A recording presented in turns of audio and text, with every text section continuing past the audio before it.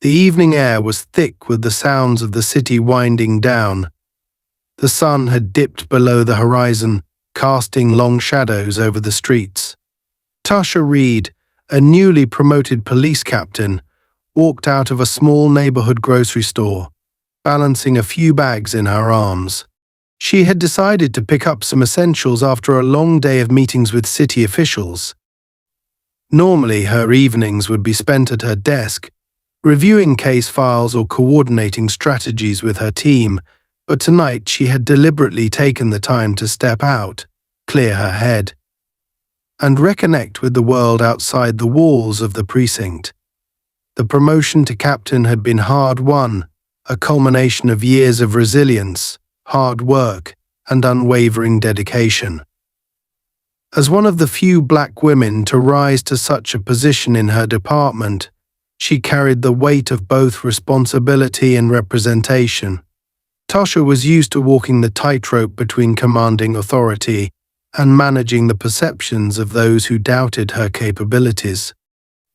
She knew her presence made waves, but she had long since learned how to navigate those currents with a quiet confidence that left no room for debate. Tonight, however, she wasn't in uniform. She wore casual clothes, a pair of comfortable jeans, a plain white t-shirt, and sneakers. Her hair was tied back in a simple ponytail, and she carried herself with an unassuming ease that belied her position. She didn't look like a captain, and she liked it that way.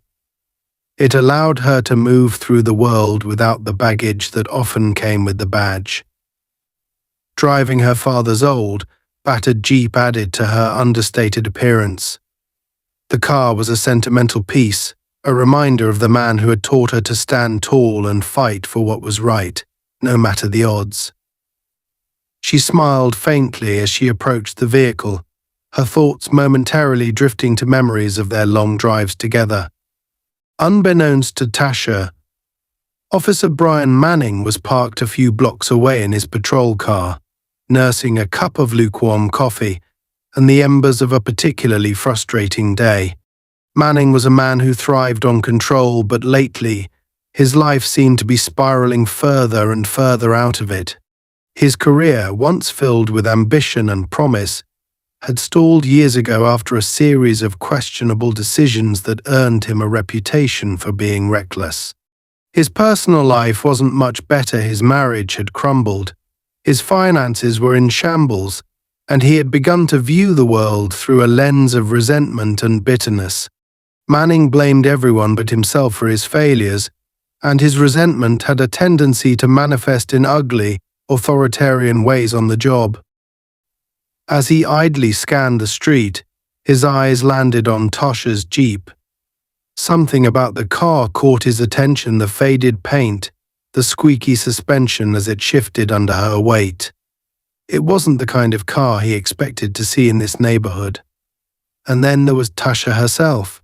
From his vantage point, she appeared to be just another face in the night, a woman he assumed was out of place.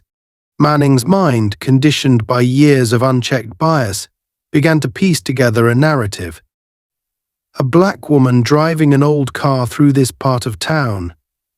He didn't need more than that to feel the flicker of suspicion ignite in his chest. His hand tightened around the wheel, his jaw clenching as he made a decision. He flipped on his lights and began to follow her as she pulled out of the parking lot. The sudden flash of blue and red in her rearview mirror caught Tasha's attention immediately. She sighed, pulling over to the curb without hesitation. She had been stopped before, not often, but enough to know the drill. Still, something about the way the patrol car approached, with its aggressive speed and abrupt halt behind her, sent a ripple of unease through her. She kept her hands on the wheel, watching in the side mirror as Manning approached. His posture was tense, his hand resting conspicuously close to his holster. "Evening," he said, his voice curt, almost dismissive. "License and registration." Tasha nodded, moving slowly to retrieve her wallet and the paperwork from the glove compartment. "May I ask what this is about, officer?" she said, her tone calm but firm. You may not, Manning snapped, his eyes narrowing as he took the documents from her hand. He glanced at her license briefly before folding his arms. What are you doing in this area tonight? Tasha raised an eyebrow. I live nearby, she said evenly. I was just picking up a few things from the store. Manning didn't respond right away. Instead, he stepped back, his eyes flicking over the Jeep. This your car? He asked, his voice thick with skepticism. It is, Tasha replied. He scoffed, shaking his head slightly as if he didn't believe her. Doesn't look like it belongs around here. You sure it's yours? Tasha's grip tightened on the wheel, but she forced herself to stay composed. She had seen this kind of posturing before, the need to assert dominance, to push boundaries. Yes, officer, she said, her voice steady. Is there a problem? Manning leaned in closer, peering through the driver's side window as if expecting to find something incriminating. Step out of the vehicle, he ordered. Tasha hesitated for a moment. She didn't want to escalate the situation, but she also knew her rights. Is there a reason for this request? She asked, her tone measured. I said step out of the vehicle, Manning repeated, his voice rising. Tasha exhaled slowly, unbuckling her seatbelt and stepping out. Manning immediately moved to the front of the car, inspecting the hood as though looking for evidence of wrongdoing. He circled the vehicle, his expression darkening with every step. Pop the trunk, he barked. No, Tasha said firmly. Her patience was wearing thin. Unless you can give me a lawful reason, I'm not opening anything. Manning's eyes narrowed. Don't test me, he said, his voice low and threatening. Tasha crossed her arms, meeting his gaze without flinching. I'm not testing you, officer. I'm asking you to explain the legal basis for your request. Manning took a step closer, his presence looming. You think you're smarter than me? He sneered. Let me tell you something, people like you don't get to question people like me. That was the moment Tasha knew he wasn't going to back down. The situation was teetering on the edge, and she could see the anger brewing in his eyes. Manning wasn't just trying to assert authority, he was looking for an excuse to lash out. She kept her voice calm, her demeanor unshakable. Officer, I suggest you rethink your approach. You don't want this to end badly for either of us. Manning laughed bitterly, shaking his head. Oh, I think I know exactly how this is going to end, he said. And with that, he turned toward the Jeep, his hand reaching for his baton. Manning stood in front of the Jeep, gripping his baton as though it were an extension of his authority. His eyes scanned the vehicle, his mind already fabricating reasons to justify his actions. He needed to assert control over the situation, to remind this woman of her place, even if it meant bending the rules. Tasha watched him carefully, her arms crossed as she stood a few feet away, exuding a calm confidence that only seemed to fuel his irritation. She had seen men like Manning before, people who mistook their uniforms for a shield against accountability, who wielded power as a weapon rather than a responsibility. Without warning, Manning struck the front hood of the Jeep with the baton, the loud clang reverberating through the quiet street. Tasha flinched slightly but refused to react further. She knew better than to give him the satisfaction of seeing her rattle. This piece of junk doesn't look like it belongs in this neighborhood, Manning said with a sneer, pacing around the vehicle. You sure it's not stolen? Tasha's voice was steady as she replied. It's not stolen. It's registered under my father's name. You can look it up if you'd like. Manning laughed, a low, humorless sound. You've got all the answers, don't you? Let me guess you're some kind of lawyer, right? Think you're smarter than me? Tasha's patience was thinning, but she held her composure. Officer, I've been cooperative, but unless you can articulate a valid reason for damaging my vehicle, I'd suggest you stop. He ignored her, moving to the side of the Jeep and running his baton along the windows, the screeching sound of metal against glass grating on Tasha's nerves. She clenched her fists at her sides, fighting the urge to step in. Manning's needling was deliberate, calculated to provoke a response. He wanted her to snap, to give him the excuse he was looking for. "Pop the trunk," Manning demanded again, his tone sharper now. Tasha didn't move. "I've already told you no," she said firmly. "Unless you have probable cause, you have no right to search this vehicle." Manning stopped, turning to face her. His eyes were dark, his expression a mixture of disbelief and fury. "You think you can tell me how to do my job?" he spat. "You think you're above the law?" Tasha held his gaze, unyielding. "I'm not above the law. I am the law. And I know exactly what I'm entitled to as a citizen. You, on the other hand, are dangerously close to crossing a line." Her words hit a nerve, and Manning's face twisted with anger. He raised the baton and smashed it against the side mirror, shattering the glass. Pieces of it rained onto the pavement, glinting in the dim streetlight. Tasha's jaw tightened, but she didn't move. Manning was spiraling, and she could see the frustration bubbling over in his every action. "Who do you think you are?" he growled, stepping closer to her. "Walking around here like you own the place, driving this heap of junk like it's worth something. People like you think you can get away with anything, don't you?" Tasha tilted her head slightly, her eyes narrowing. "People like me?" she asked, her voice calm but pointed. "Care to elaborate on what you mean by that, officer?" Manning's lips curled into a sneer. "You know exactly what I mean. Don't play dumb."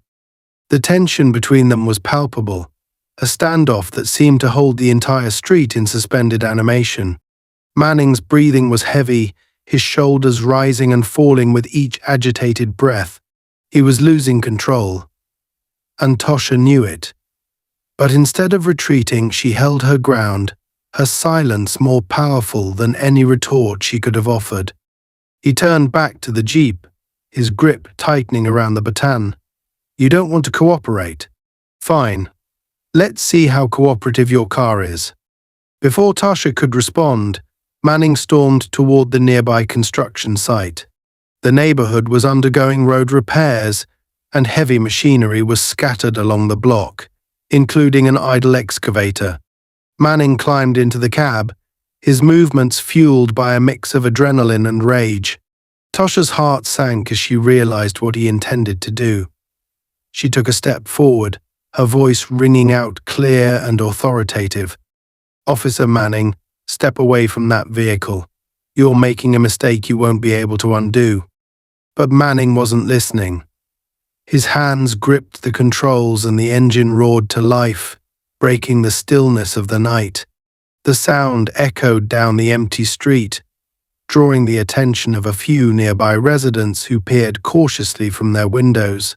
Tasha stood rooted to the spot, watching as the massive machine lumbered forward, its hydraulic arm raising the steel claw above the jeep.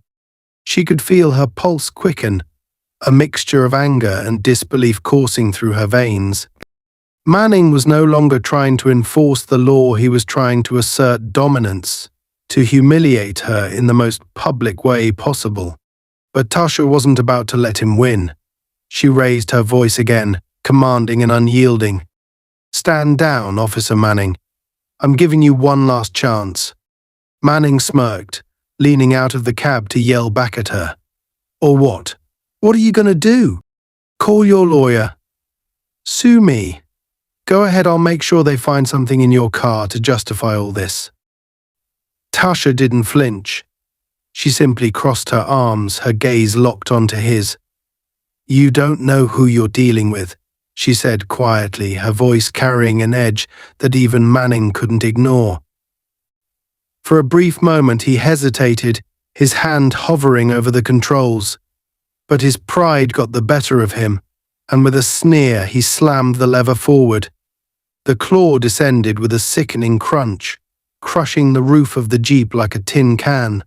Metal groaned and twisted under the immense pressure, the sound reverberating through the street. Tasha's stomach churned as she watched her father's car, a treasured reminder of his legacy, reduced to rubble before her eyes. Manning leaned back in the cab, a self-satisfied grin spreading across his face.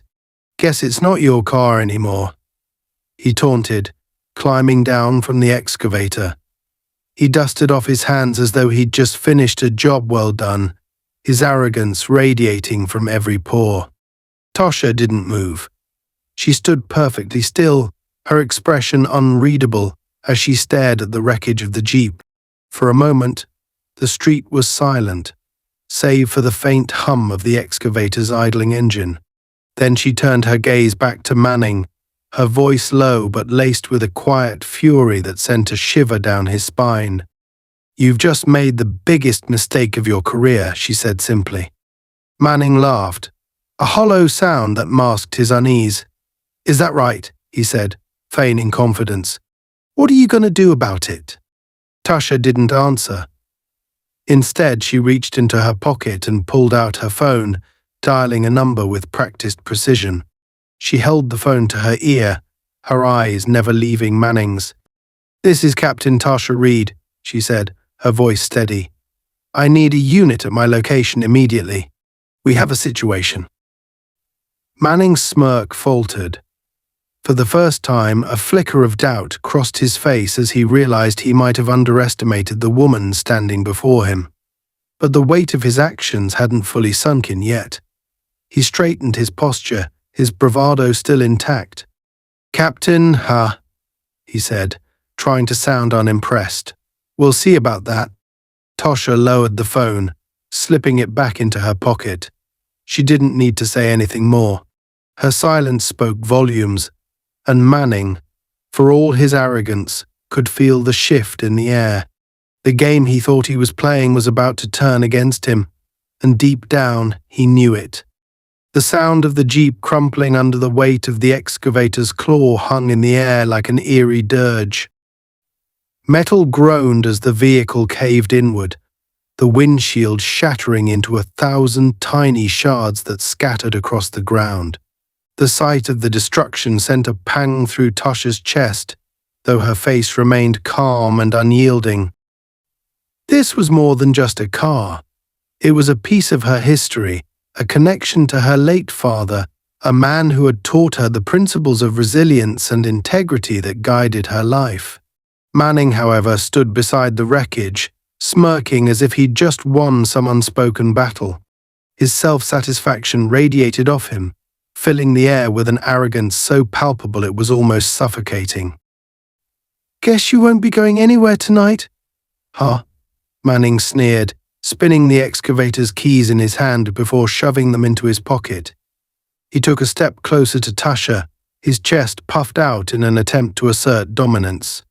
"Next time, maybe think twice about mouthing off to an officer of the law. Could have gone a lot easier for you." Tasha didn't move, didn't flinch, didn't give him the satisfaction of a reaction.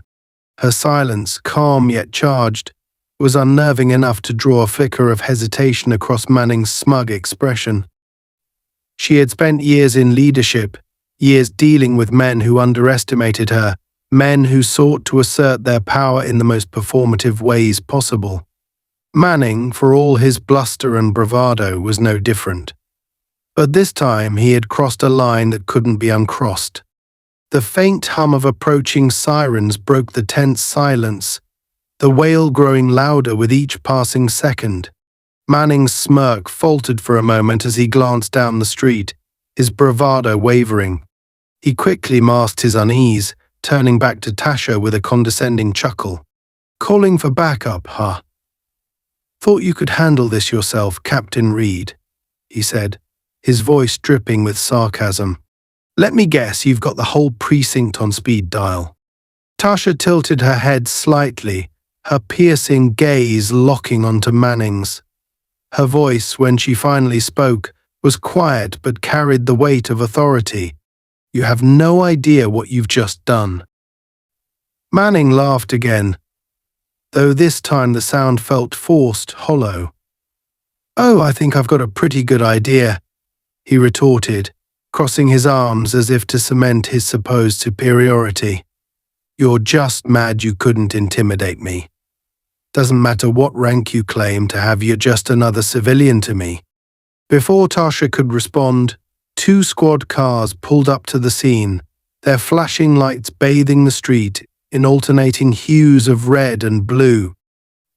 Doors swung open, and 3 officers stepped out, their expressions a mix of confusion and alarm as they took in the sight before them.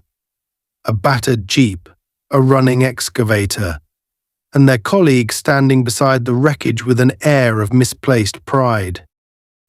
The senior officer, Sergeant Paul Harris, was the first to speak. A seasoned cop in his late 40s, Harris was known for his no-nonsense demeanor and sharp instincts. His gaze darted between Manning and Tasha, his brow furrowing as he tried to piece together what had transpired. "Officer Manning," Harris said, his tone measured but firm, "what the hell is going on here?" Manning straightened up, adopting the posture of someone who believed they were in the right. "Just handling a routine stop, Sarge," he said, gesturing dismissively toward the jeep. Vehicle looked suspicious, and the driver was being uncooperative. Had to take measures to ensure compliance. Harris's eyes narrowed as he looked past Manning to Tasha, who stood silently with her arms crossed, her calm demeanor a stark contrast to Manning's bluster. He recognized her immediately. He'd seen her photo in the memo announcing her promotion to captain just a few weeks earlier. His stomach sank as the pieces began to fall into place.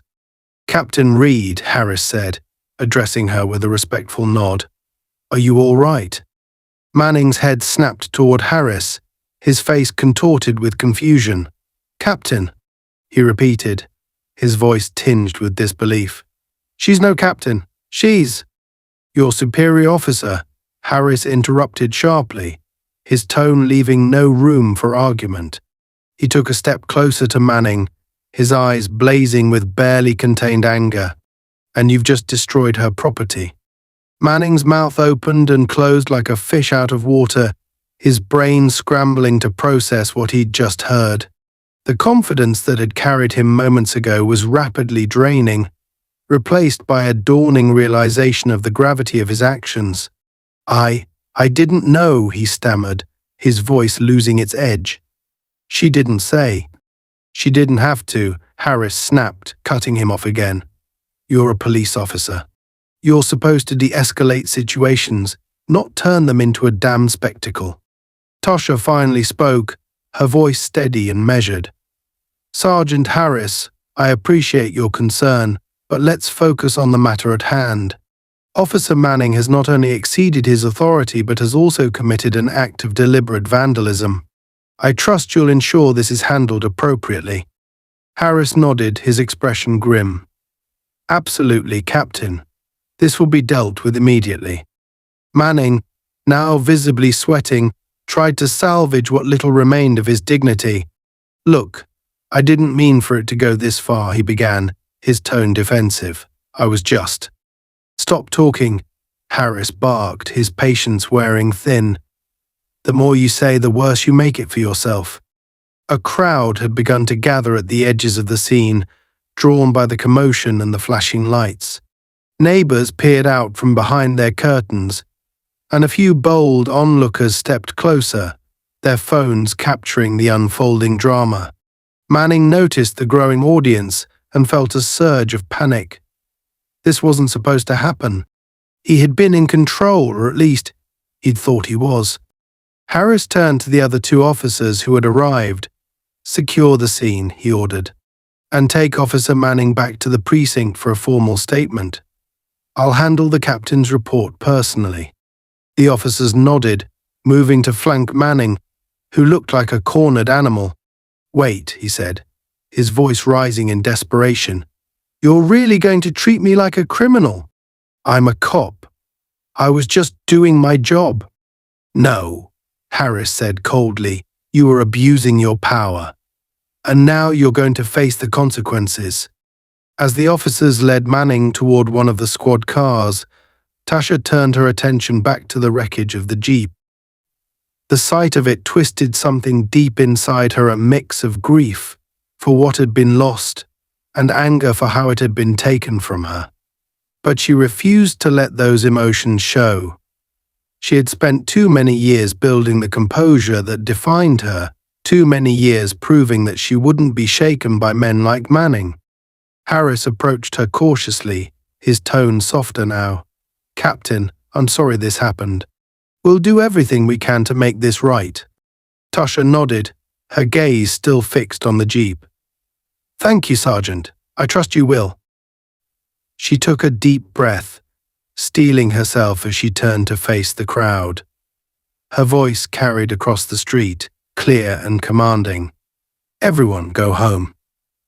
This is an official matter, and it's being handled. There's nothing more to see." Reluctantly, the onlookers began to disperse, though a few lingered, their curiosity outweighing their caution. Tasha ignored them, her focus returning to Harris. "Make sure this is documented thoroughly," she said. "Every detail. I want a full report on my desk by morning." "Understood, Captain," Harris replied, his respect for her evident in his tone. As the last of the squad cars pulled away, taking Manning with them, Tasha allowed herself a moment to breathe. The night air was cool against her skin, a stark contrast to the heat of the confrontation.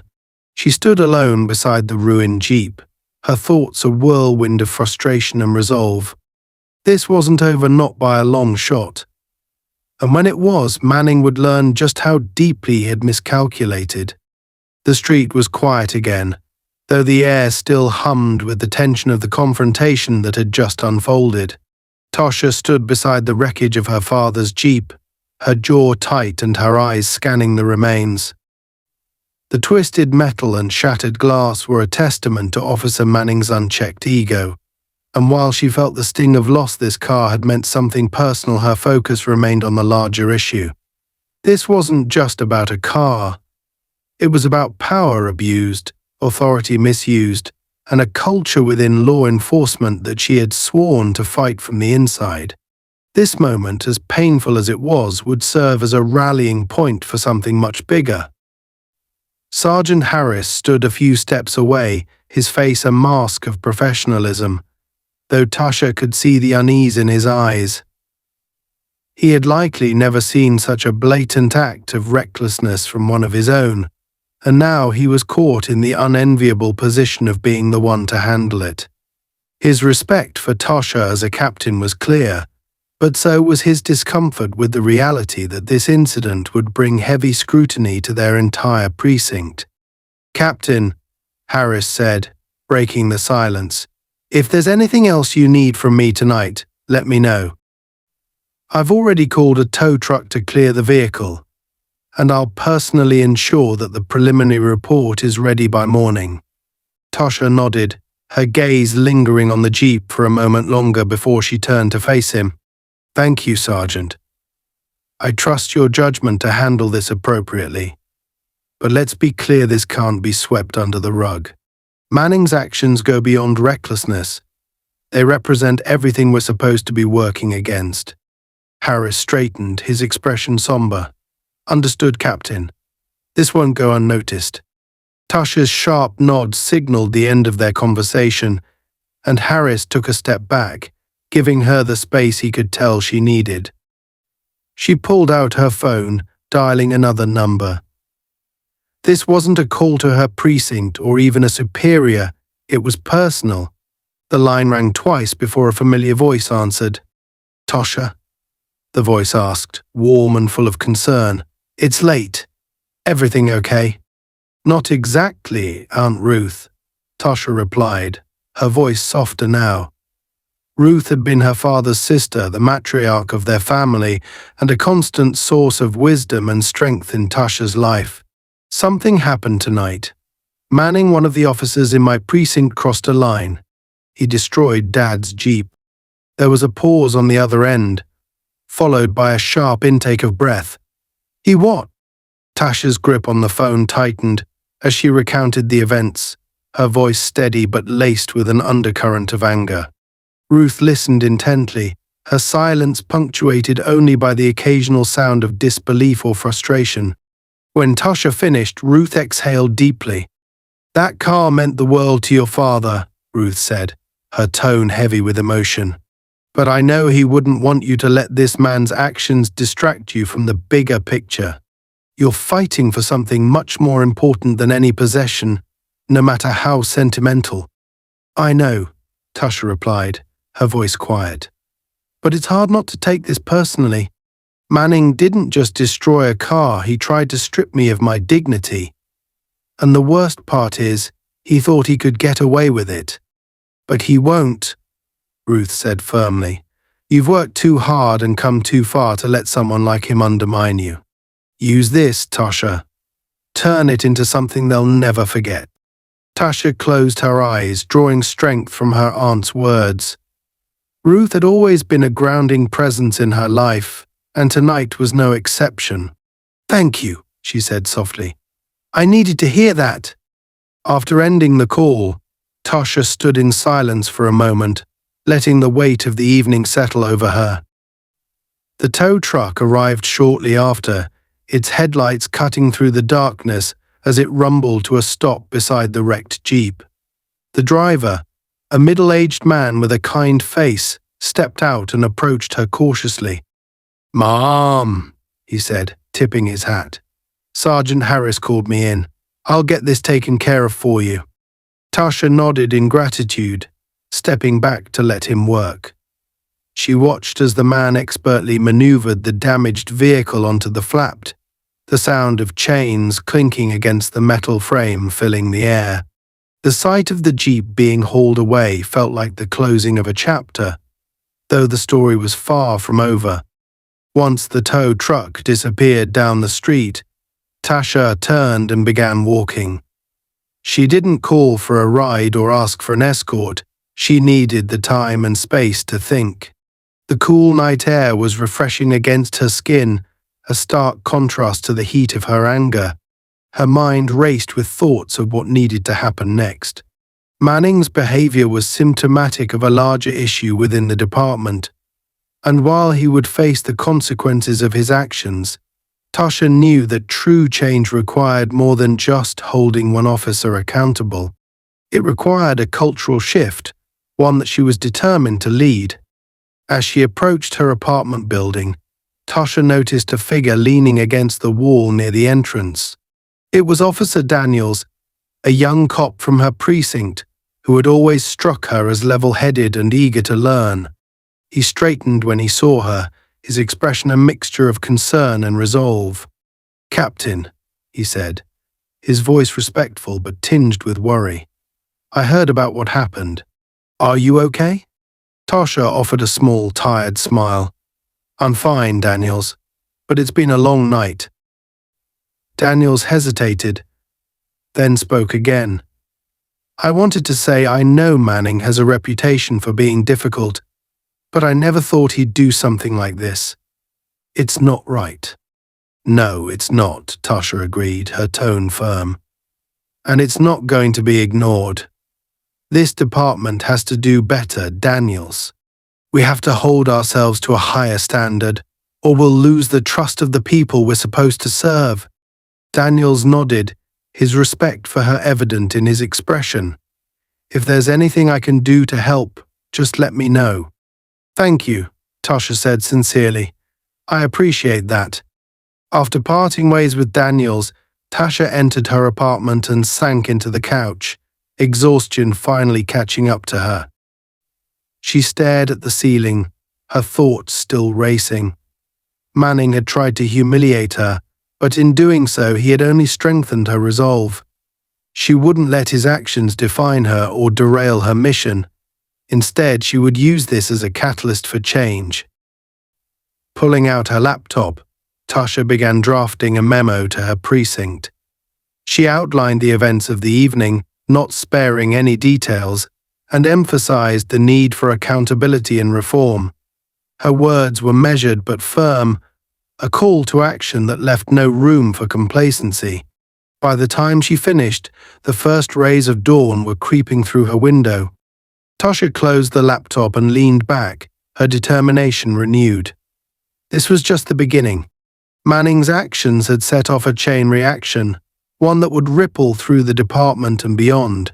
And Tasha was ready to lead the charge, no matter how difficult the path ahead might be. The morning sun cut through the blinds of Tasha's office, casting long shadows across her desk. She sat back in her chair, her eyes fixed on the memo she had just finalized. The events of the previous night were still fresh in her mind, the sound of her father's jeep being crushed echoing faintly as if on a loop. Her resolve had only hardened overnight, and now she was prepared to confront the storm Manning had unleashed. Today wasn't just about holding him accountable, it was about sending a message to the entire department. The precinct was already buzzing when Tasha arrived, the usual hum of phones ringing and officers shuffling papers punctuated by quiet whispers about what had happened. News traveled fast, especially when it involved a dramatic incident with a superior officer. Manning's recklessness had become the talk of the department, though few had dared to speak openly about it. As Tasha walked through the halls, heads turned, and conversations abruptly stopped, replaced by uneasy silence. She could feel the weight of their stares, the mixture of curiosity, discomfort, and, in some cases, guilt. When she entered the briefing room, Sergeant Harris was already waiting for her, a stack of documents in hand. His expression was grim, his usual air of professionalism tinged with something heavier, perhaps shame or frustration. He stood as she approached, offering a respectful nod. "Captain Reed," he began, his tone formal, "I've compiled all the reports from last night, including statements from witnesses and the officers who were on scene. Manning's being held in temporary custody pending your instructions." Tasha nodded, taking the stack of papers and skimming through the top sheet. "Thank you, Sergeant. Has Manning made any statements since his detainment?" Harris hesitated, shifting slightly on his feet. "He's been defensive, as expected. Claims he was following protocol, that his actions were justified under the circumstances. But even he seems to realize how bad this looks." Tasha's lips pressed into a thin line. "It doesn't just look bad, Harris. It is bad.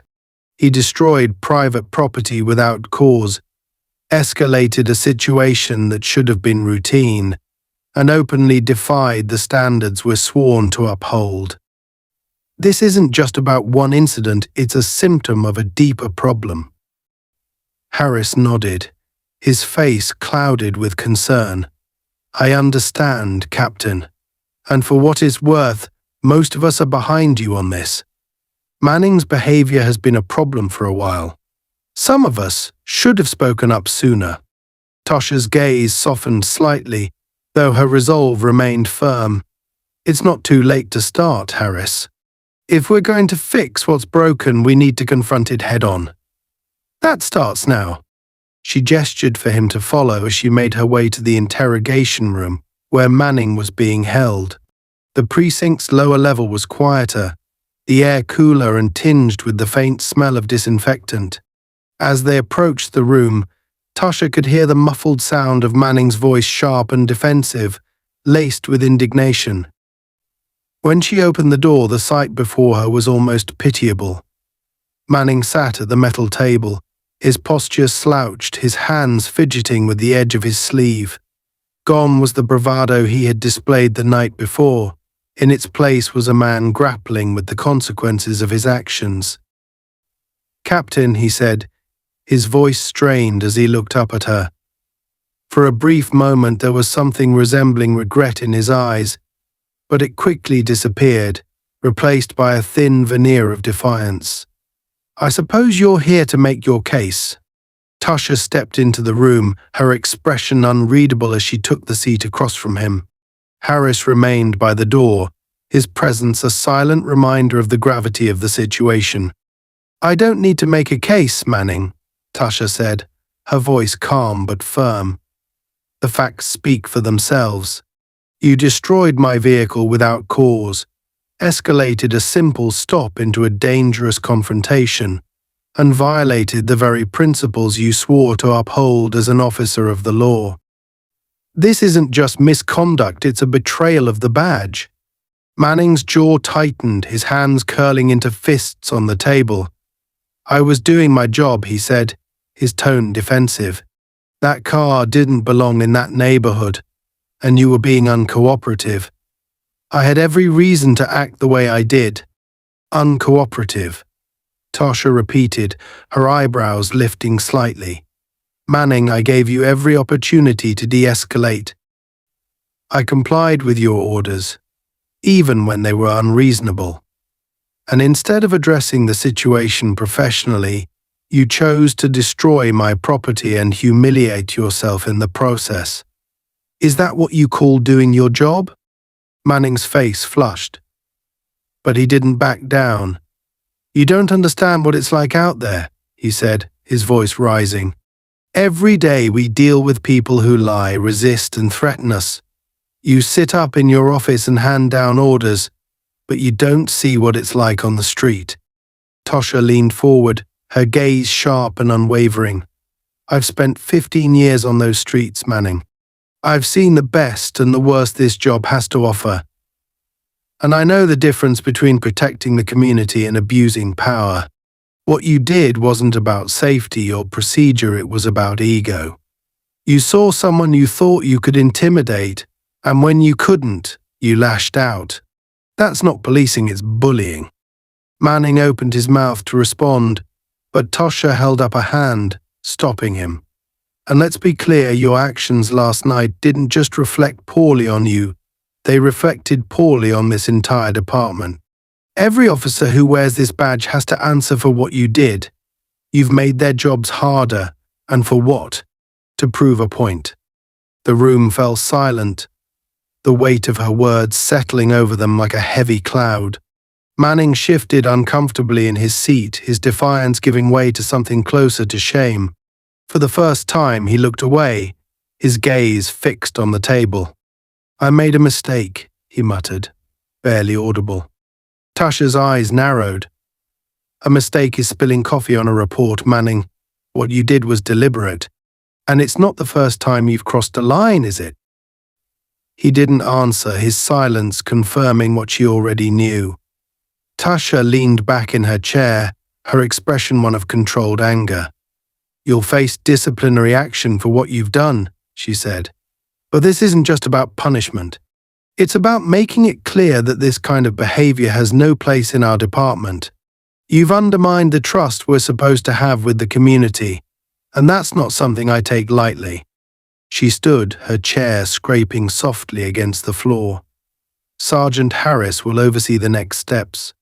You'll have an opportunity to provide a formal statement, but make no mistake, you will be held accountable. As she turned to leave, Manning's voice stopped her. Captain, he said, his tone hesitant, almost pleading. I thought I was doing the right thing. I didn't mean for it to go this far. Tasha paused, her back still to him. For a moment, she considered his words, the hint of vulnerability in his voice. Then she turned her head slightly, her voice steady and resolute. The right thing isn't something you stumble into, Manning. It's a choice. And last night you made the wrong one. With that, she walked out of the room, Harris following close behind. As they made their way back to her office, Harris spoke, his tone careful. Do you think he'll learn from this? Tasha's expression was unreadable as she replied. I don't know. But what I do know is that we can't afford to let it happen again. Not with him. Not with anyone. She entered her office, closing the door behind her. The day was far from over, but for the first time since the incident, Tasha felt a sense of clarity. This wasn't just about Manning, it was about setting a precedent. And she intended to make sure it was one no one in the department would ever forget. The precinct buzzed with an intensity that could only mean one thing. The fallout from Manning's actions had reached a boiling point. Tasha's office was quiet, but the noise from the halls seeped through the walls, officers speaking in hushed tones, the ringing of phones, and the rhythmic clatter of boots against the tiled floor.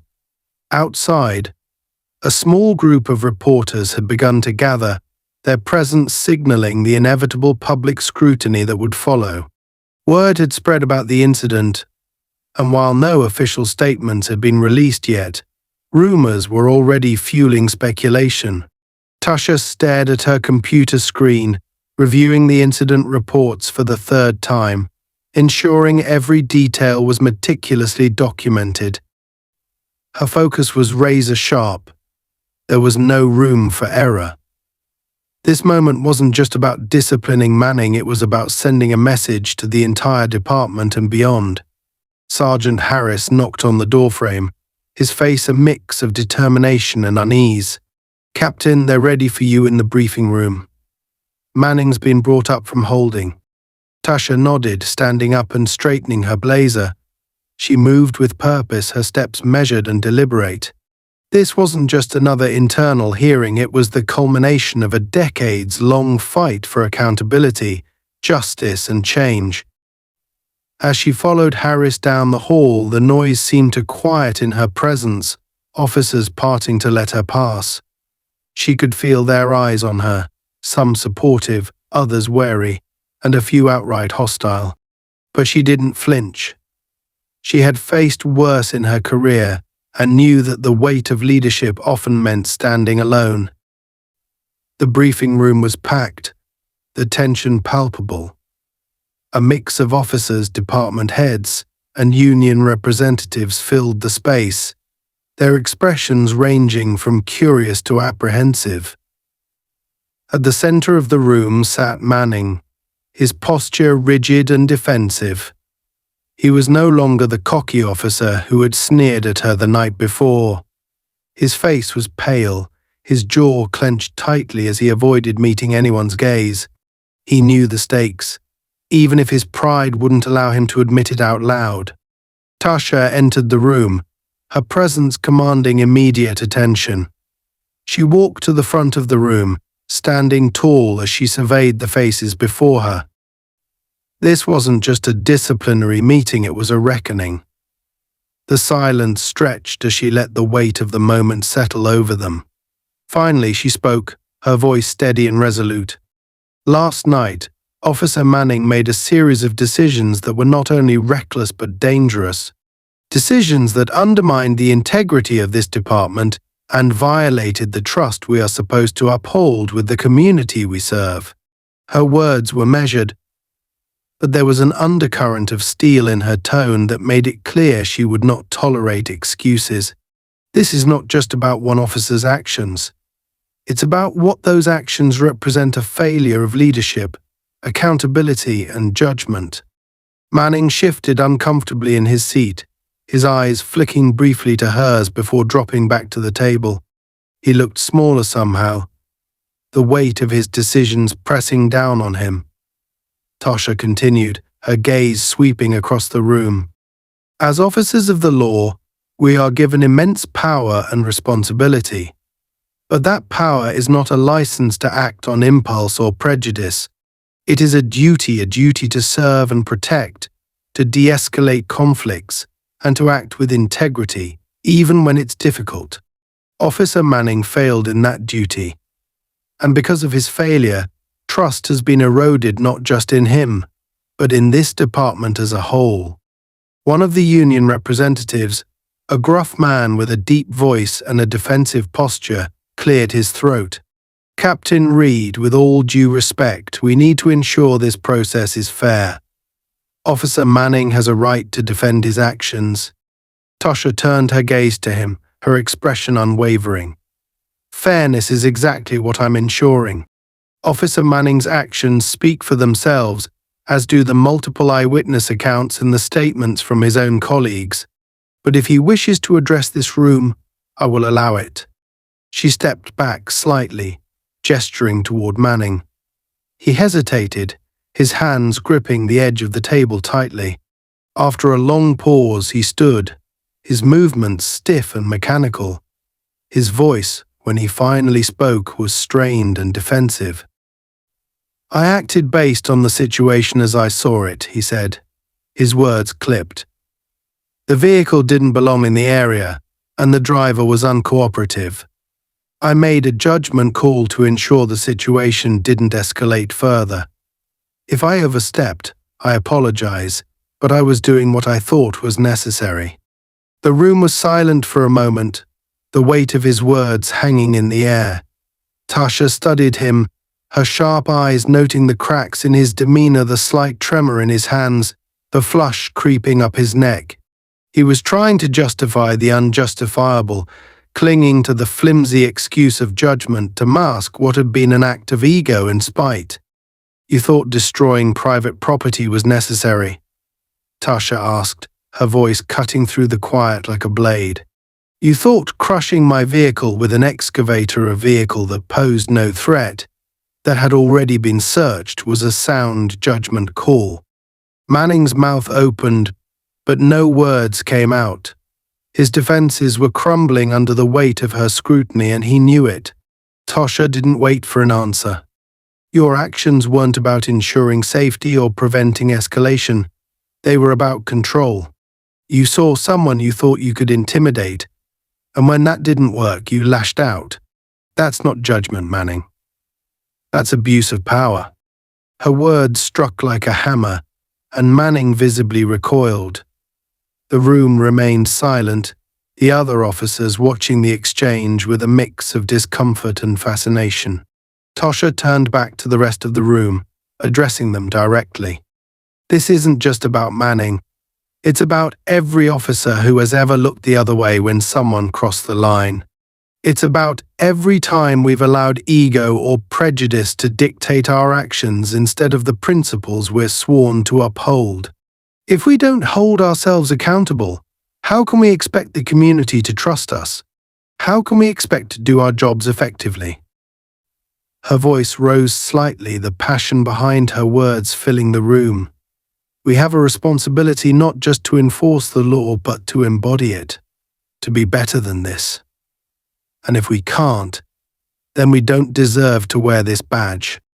The room erupted into murmurs, the weight of her words settling heavily over the group. Tasha didn't wait for their approval or agreement. She turned to Harris, who stood near the back of the room. "Sergeant, ensure that Officer Manning is formally charged with misconduct and vandalism. His actions will be reviewed by Internal Affairs, and I expect full cooperation from everyone involved." Harris nodded, his respect for her clear in his expression. Manning, on the other hand, looked like a man who had just been sentenced, his face pale and his shoulders slumped. He didn't protest as two officers moved to escort him out of the room, his defiance finally giving way to resignation. As the door closed behind them, Tasha faced the room once more. "This is a turning point for our department. We can either continue to ignore the cracks in our foundation, or we can take responsibility and rebuild. The choice is ours. But I will not allow this behavior to define us. Not now, not ever." With that, she turned and left the room, her steps steady and sure. The hallway was quiet as she walked back to her office, the echoes of her words still reverberating in her mind. She knew the road ahead would be difficult, change always was, but she was ready. This wasn't just about one officer or one incident. It was about creating a culture where accountability wasn't the exception but the standard, and she was determined to lead the way, no matter what it took. The precinct had quieted down by the evening, the frenetic energy of the day giving way to a subdued calm. The halls were nearly empty, save for a few lingering officers finishing up paperwork or quietly discussing the events of the day. Tasha sat at her desk, the soft glow of her desk lamp casting long shadows across the room. The day had been exhausting, not just physically but emotionally. The weight of leadership was always heavy, but today it had felt like a stone pressed against her chest. Still, there was a sense of accomplishment. What had happened wasn't just about discipline, it was about setting a precedent. making it clear that the old ways of doing things were no longer acceptable. A knock on her door pulled her from her thoughts. She looked up to see Sergeant Harris standing in the doorway, his expression thoughtful. He held a small file in his hands, which he placed on her desk as he stepped inside. "Captain," he said, his voice quieter than usual. "The formal charges against Manning have been filed. Internal Affairs will be conducting their review starting tomorrow. I wanted to update you personally." Tasha nodded, glancing briefly at the file before looking back at Harris. "Thank you, Sergeant. I trust everything has been handled according to protocol." "It has," Harris replied, his tone steady. "And I wanted to say you handled today well. Better than most would have." Manning's actions didn't just reflect poorly on himself, they reflected poorly on all of us. Addressing it the way you did, it was the right call. There was a pause and Tasha could see the sincerity in his eyes. Harris wasn't just saying what he thought she wanted to hear. He was speaking as someone who understood the stakes, who had seen too many instances where accountability had been avoided or minimized for the sake of preserving the status quo. "Thank you, Harris," she said, her voice softening slightly. "It wasn't easy, but it was necessary. If we're going to rebuild trust inside and outside this department, then we can't shy away from the hard decisions." Harris nodded, but there was a flicker of hesitation in his expression. "There's one more thing," he said, shifting slightly. "A few of the officers have been vocal about what happened today. Some aren't happy. They think Manning's punishment was too severe." Tasha leaned back in her chair, her gaze steady. "Do you agree with them, Sergeant?" Harris shook his head. "No, Ma'am. I think you were fair, but not everyone sees it that way. There's a culture here, one that's been around a long time. Change doesn't come easy, and some people are going to push back." Tasha let out a slow breath, her eyes narrowing slightly as she considered his words. She had known this wouldn't be easy. Change never was, but hearing it spelled out like this only reinforced her resolve. "Let them push," she said firmly. "If they have concerns, they can bring them to me directly. But make no mistake, this department is going to change, whether they like it or not." Harris gave her a faint smile, the kind that spoke of respect and perhaps a touch of admiration. "Understood, Captain. I'll make sure the message is clear." He turned to leave, but before he stepped out, Tasha called after him. "Harris." He paused, glancing back over his shoulder. "Yes, ma'am. You've been a steady hand through this," she said. "I appreciate it. The department needs more leaders like you." Harris nodded, his expression briefly betraying a flicker of pride. "Thank you, Captain. That means a lot." When he left, Tasha leaned forward, resting her elbows on the desk and rubbing her temples. The quiet of the room was both a relief and a reminder of the loneliness that came with leadership. She had done what needed to be done, but the road ahead was still uncertain, and she knew there would be more battles to fight. Her phone buzzed, breaking her train of thought. She picked it up, seeing a text from her Aunt Ruth. "Saw the news. Proud of you. Your father would be too. Call me when you can." Tasha smiled faintly, the weight in her chest lifting just a little. Her aunt had always been her anchor, the voice of reason and encouragement when the world felt too heavy. She made a mental note to call Ruth later, but for now there was more work to do. She stood, grabbing the file Harris had left on her desk and tucking it under her arm. The precinct was nearly empty as she made her way to the break room, the sound of her footsteps echoing softly in the quiet. She poured herself a cup of coffee, the familiar bitterness grounding her as she leaned against the counter, taking a moment to gather her thoughts. Just as she was about to head back to her office, she heard a voice behind her. "Captain." She turned to see Officer Daniel standing in the doorway, his expression hesitant but determined. He stepped inside, his hands clasped in front of him as he spoke. "I just wanted to say thank you for what you did today. A lot of us, we've seen things like this happen before, and nothing ever changes. But you actually did something." Tasha studied him for a moment, her gaze thoughtful. Daniels was young, newer to the force, but he had always struck her as someone with potential, a good cop who genuinely wanted to make a difference. "I appreciate that, Daniels," she said. "But it's not just about what I did. It's about what we all do from here on out. Change doesn't happen because of one person. It happens when enough people decide that enough is enough." Daniels nodded, his eyes bright with resolve. "I want to be part of that change, Captain. Whatever it takes." Tasha smiled, a small but genuine expression. "Good, because we're going to need people like you. People who aren't afraid to stand up for what's right."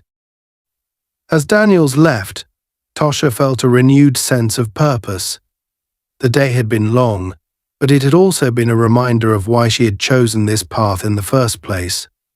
Leadership wasn't just about making decisions, it was about inspiring others to follow. Back in her office, she sat down at her desk and opened her laptop, pulling up the department's strategic plan. There was much to be done, policies to review, training programs to implement, and conversations to have with both her officers and the community. It would take time, patience, and persistence. But she was ready. Manning's actions had been a catalyst, but the real work was just beginning. As she typed, the sounds of the precinct faded into the background, replaced by the steady rhythm of her fingers on the keyboard.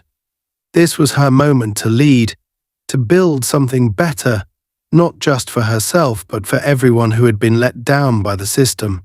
And she wouldn't stop until that vision became reality.